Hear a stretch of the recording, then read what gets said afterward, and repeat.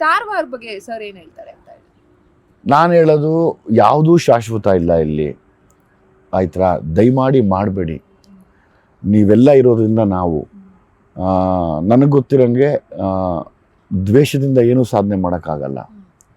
ದಯವಿಟ್ಟು ದ್ವೇಷ ಮಾಡಬೇಡಿ.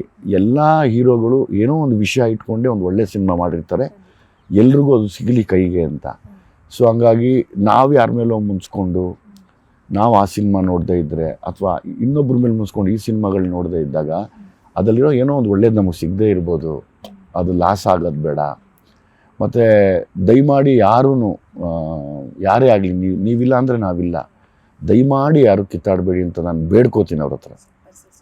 ಸರ್ ಇನ್ನೊಂದು ಅಂಶ ಏನಪ್ಪ ಅಂದರೆ, ಈಗ ನಾನು ನೋಡ್ತಾ ಇರೋಂಗೆ ಈಗ ನಾವೆಲ್ಲ ಜರ್ನಲಿಸಮ್ ಓದಿದ್ದೀವಿ, ಜರ್ನಲಿಸಮಲ್ಲಿ ಮಾಸ್ಟರ್ಸ್ ಮಾಡಿಕೊಂಡು ಹೆಂಗೆ ಕೇಳಬೇಕು ಅಥವಾ ಏನು ಬರಿಬೇಕು ಅನ್ನೋ ಸ್ವಲ್ಪ ಆದರೂ ಇದೆ. ಕೆಲವರು ಮೊಬೈಲ್ ಹಿಡ್ಕೊಂಡು ಬಂದ್ಬಿಡೋದು, ಯಾವ ಒಂದು ಅದ್ರಲ್ಲಿ ಪ್ರೊಡ್ಯೂಸರ್ ಎಷ್ಟು ಕಷ್ಟಪಟ್ಟಿರ್ತಾರೆ, ಅಲ್ಲಿರುವಂಥ ತಂಡ ಎಷ್ಟು ಕಷ್ಟಪಟ್ಟಿರುತ್ತೆ, ಎಲ್ಲಿನೋ ದುಡ್ಡು ತಂದು ಹಾಕಿರ್ತಾರೆ, ಇಡೀ ಎಷ್ಟೋ ಜನ ಅದರಿಂದ ಊಟ ಮಾಡ್ತಿರ್ತಾರೆ.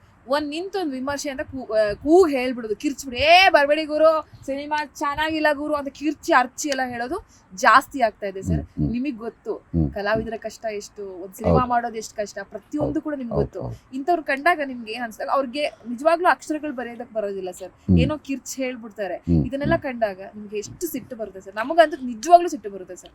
ಕೆಲವರು ಮಾತ್ರ ಪ್ರಾಮಾಣಿಕವಾಗಿ ವಿಮರ್ಶೆ ಮಾಡ್ತಾ ಇದ್ದಾರೆ, ಅವ್ರ ಬಗ್ಗೆ ಭಾರಿ ಗೌರವ ಇದೆ. ಕೆಲವರು ನೀವು ಯಾರು ಹೇಳ್ತಾ ಇದ್ದೀರಾ ಅವ್ರ ಬಗ್ಗೆ ಬೇಜಾರಿದೆ.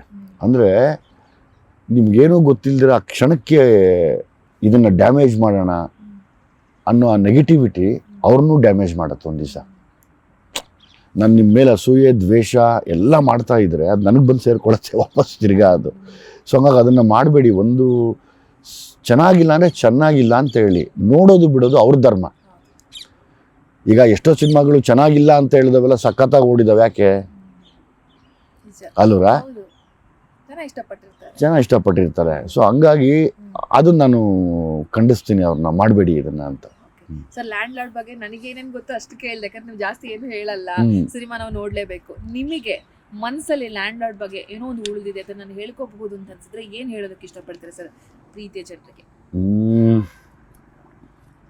ಲ್ಯಾಂಡ್ ಲಾರ್ಡ್ ನಾವೆಲ್ಲರೂ ರೈತರ ಕುಟುಂಬದಿಂದ ಬಂದಿರೋರು. ಇವತ್ತಿನ ಜೆನ್ಜಿ ಮಕ್ಕಳು ಅಥವಾ ಇವತ್ತಿನ ಅಪ್ಡೇಟೆಡ್ ಮಕ್ಕಳಿದ್ದಾರೆ.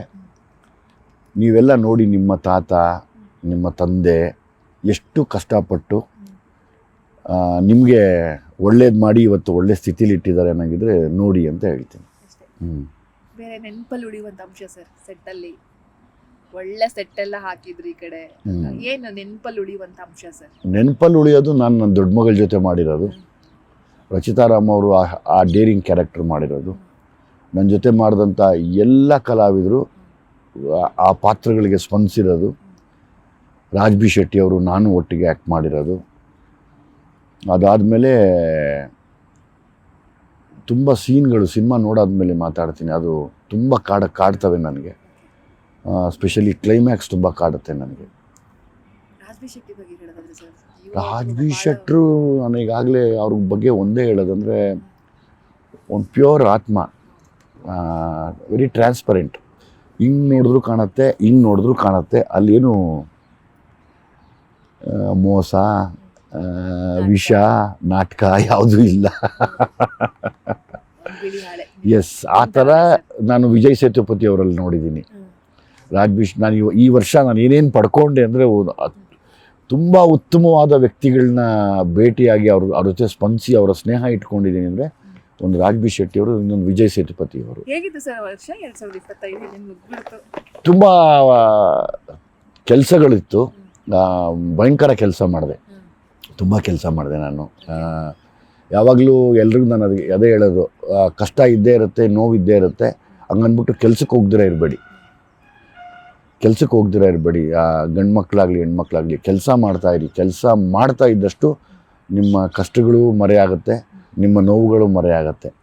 ಒಂದು ಕಡೆ ಕೂರಬೇಡಿ, ಕಷ್ಟಪಡ್ತಾಯಿರಿ. ಕಷ್ಟಪಡೋದೇ ಜೀವನದಲ್ಲಿ ನಿಜವಾದ ಯಶಸ್ಸು.